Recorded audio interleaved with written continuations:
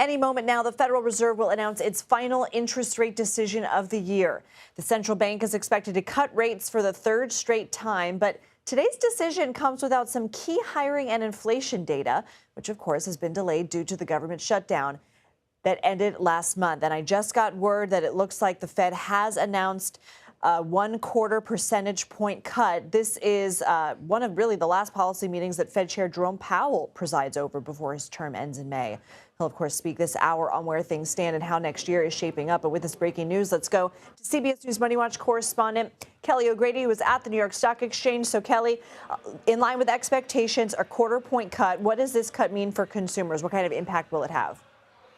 So essentially, this makes borrowing money just a little bit cheaper. A 1/4 percentage point is not that much, I will admit, but something is better than nothing. You know, when you think about the things that are impacted by interest rates, if you're a consumer, you might see your credit card interest rate go down a little bit. Again, it's not going to be that helpful if you're looking at an interest rate over 20%. But this may also flow through to things like your 30-year fixed mortgage, your auto loan rates. Those are more long-term, so it's not a one-for-one. But where I do think that this will create some relief is there are a lot of small businesses that are looking to make investments, capital investments, as they think about what they want to do with their business in the year. And when you have a 1/4 percentage point, if you are making a very sizable loan, that's where you actually can feel meaningful relief. How do you read the 3 in a row cuts, what that bodes for the economy? And also, what can you tell us about what 2026 can bring when we know the president is very eager to replace the head of the Fed? So 3 in a row, what that tells you is that the Federal Reserve, when they're looking at their 2 mandates, keep inflation in check and keep the labor market at full employment, they decided to prioritize the labor market. Because when you cut interest rates, you make borrowing money cheaper, people go out and spend, businesses decide to hire more because they have a little bit more wiggle room.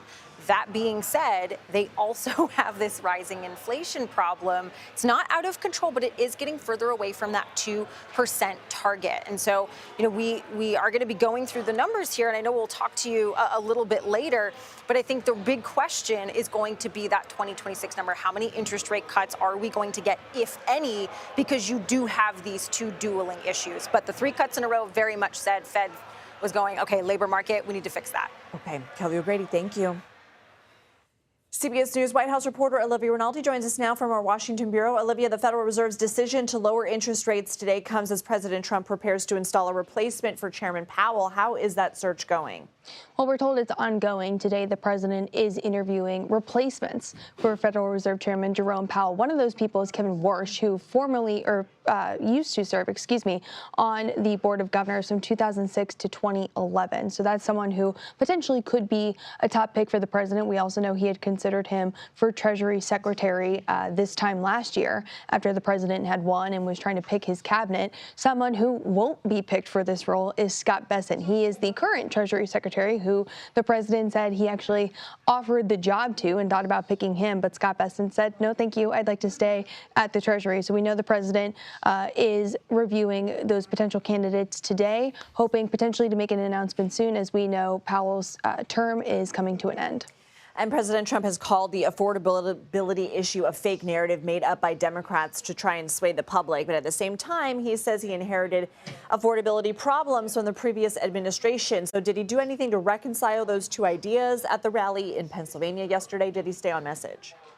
Well, this was supposed to be a messaging event that really turned into a campaign rally. He talked about everything from the strikes off of Venezuela to curbing immigration from people from Somalia. The president did talk about affordability a little bit. He said your 401ks are going up and gas prices are going down, but did say that a lot of the affordability issues he inherited from the Biden economy. But at this point, we're about 12 months into this administration, and the president said he would own this economy on day one, and yet Americans are still feeling that squeeze. We heard people yesterday telling our Nancy Cortez, who was at that rally, that they don't give the president that A+++ rating that he gives the economy.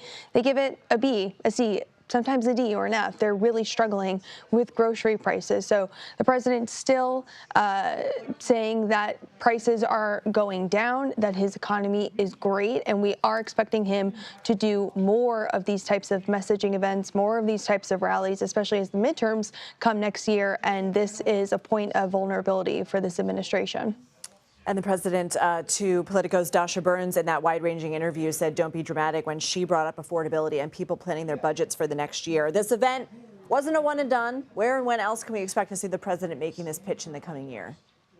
Well, they have not announced any new places that they'll be going, but Susie Wiles, the president's chief of staff, said they do expect to do 2024-style campaigning in the next year ahead of the midterm. So we'll have to see. Of course, there's a number of Senate races in Georgia, in Texas, that are going to be very crucial for this administration to win if they want to keep implementing their agenda on Capitol Hill. So we'll expect to see some of those battlegrounds, but Lindsay will be watching.